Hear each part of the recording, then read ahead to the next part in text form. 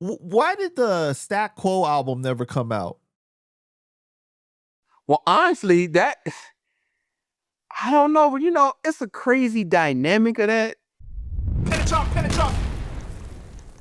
All right, M did this song back in the day that was included on Curtain Call 1 called Fuck, Fuck, Fuck. I'm gonna fucking come. Right. And now it was probably the most hilarious and worst Eminem song of all time that I think a lot of people will say, but it was so entertaining at the same time, right? Because he's such a funny guy. But Stat Quo was on a podcast talking about that song with the gerbil going in and out of Richard Gere's ass, pause. And he said M wrote a whole album from the perspective of the gerbil. Is that true? Once again, I wasn't in the studio per se, because you got to remember, this is just historical.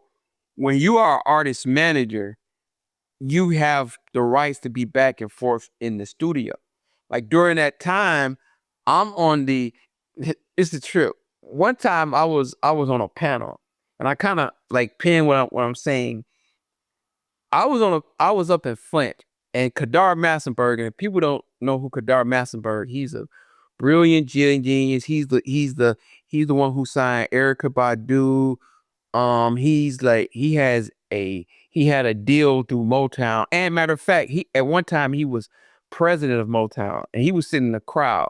And I gave an analogy about the music business. I said, when you're like in management and when you work with artists, that's like you're eating. You're eating food. When you're in the marketing part and when the record is done, that's the anal part. That's when you got to take a shit. So Kadar Masper said, bro, I'm selling that. I'm using that. I don't give a fuck. You can sue me.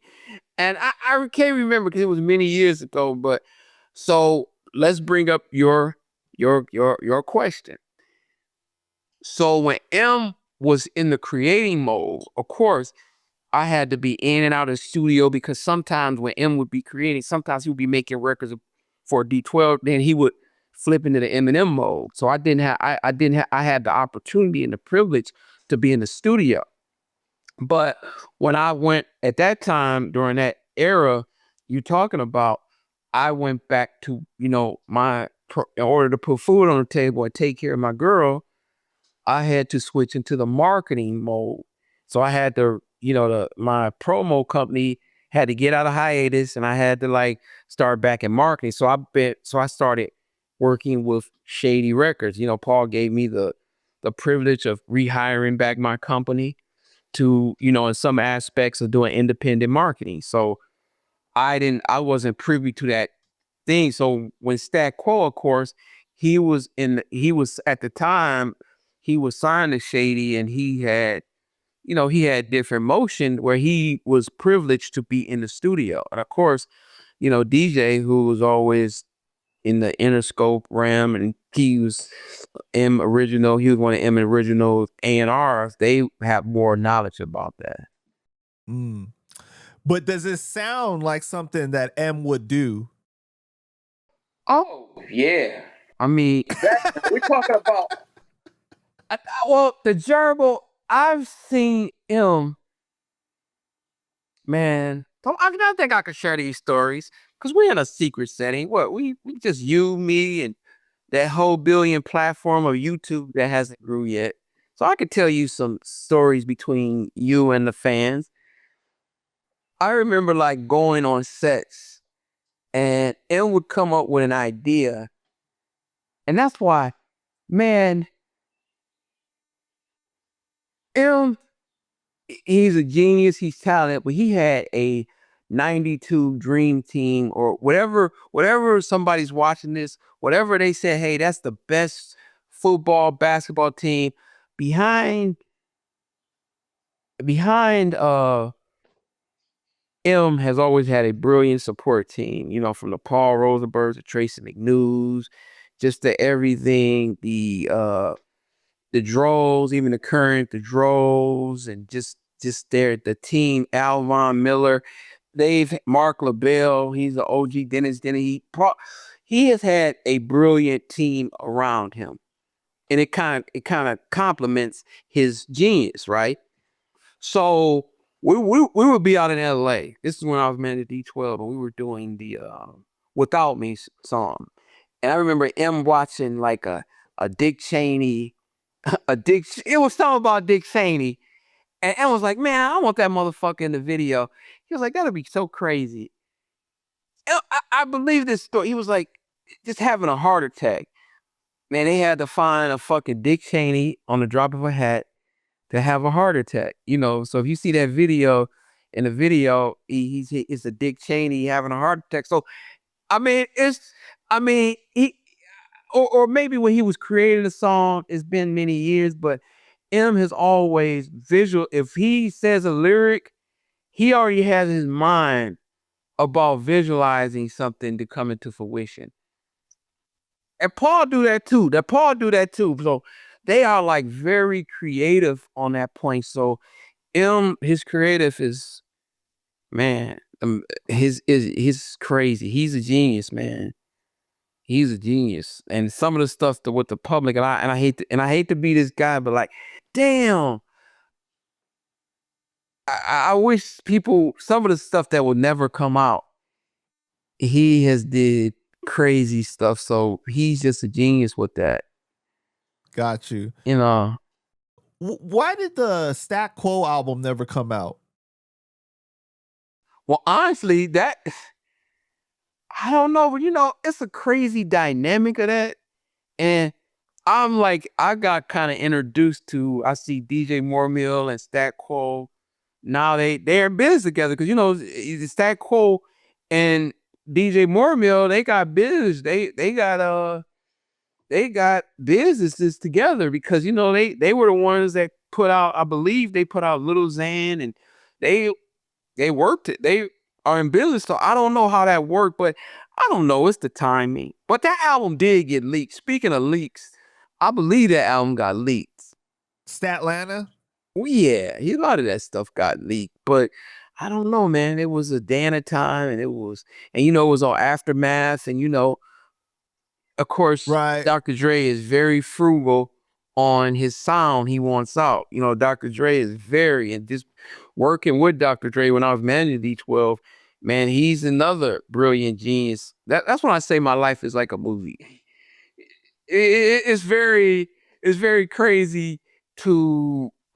I know I'm inserting myself in some of these conversations, but of course, the interview is about me. It's crazy, like going on a date and having to end it because you got to go to the studio because Dr. Dre wanted to get the guys in the studio like, oh babe, we gotta cancel this we gotta cancel dinner. We gotta wrap this up because I gotta be in the studio with Dr. Dre all night because the guys gotta go back and do some recutting of vocals. So with Dr. Dre was a part of that stat, and so we all know, the whole world know that Dre is very keen on like what he drops is very authority is very watched. So I don't know that's a Dr. Dre question, but I know Sat Cole is always brilliant because when we got a taste of him, pause, he had came, it was a mixtape he had put out. And I think that's one of the reasons why M and Dr. Dre were like really and Paul was interested in him. He was making some noise. So man, Stat Cool is very talented, brother. Yeah, yeah. And as you now with all this stuff, because he's responsible for the Little Xan, and he has some other development acts that I can't even I'm not saying remember, but he became a really powerful behind the scenes guy. So, But it wasn't but his talent. Stack is, I know I'm gonna notice this might be controversial. But when I first heard Kendrick, Stat Quo and Kendrick, maybe because they vocals, but it was a little bit of a remnants of Stat Quo sprinkled into Kendrick. Do you agree? I mean, do you see any kind of semblance to that? Uh, Not really, but I guess a little bit. I can kind of see what you're trying to say, but I think it's kind of reaching. I don't know. I'm not talking about the, and I'm not trying to shine light on neither artist, but it, cause if you think of some of the songs like Stat put out, I'm not saying at all that Kendrick duped him, but they did have a in the early parts of Kendrick's career. And I always thought like, damn, Stat.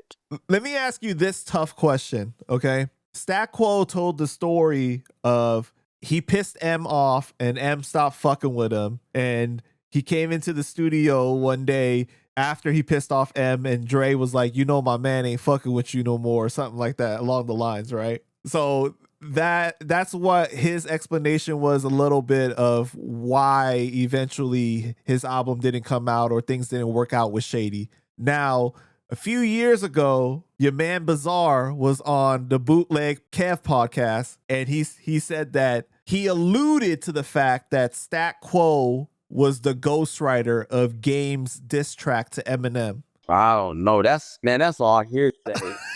I mean, because you talking from a Bizarre perspective, you talking from a Stat Quo perspective. What's your question? I mean, I'm asking. I'm being real serious. What is your question? Because I can't. Your thoughts. What are your thoughts on that? Like, cause it's like Bizarre. I feel like sometimes he just says stuff to kind of like stir up some trouble, and you kind of just laugh it off because you know like that's him. You know what I mean? But then like it's kind of funny at the same time. So it's like just like what is your reaction to that? Man, I can't. My reaction. Do I think it's true or not, or what? What's your? Yeah. I don't think so. I don't think so either. Cause I don't think so. I honestly, and I'm not going against Bizarre, and I'm not going against Stat, but I don't think so, man. It's I think that I don't think that Stat would write a diss track to M, even though that he was in business with Game at one point. They had like a record company they were doing together at one point. So I know they've done business, but I just don't think that Stat would do that. And also, like, you can say what you want about Game, but Game really does rap, and I don't think that he needs somebody to write for him. yeah, I don't think. Yeah, I'm like, yeah, I don't even think Game's ego would let somebody be a ghostwriter for him. To be honest. Right. Now, of course, hooks. Everybody use hooks, but I don't think Game is the type. His bars. Yeah, I don't think. His lyrics. I don't think so. I don't think so. Gotcha.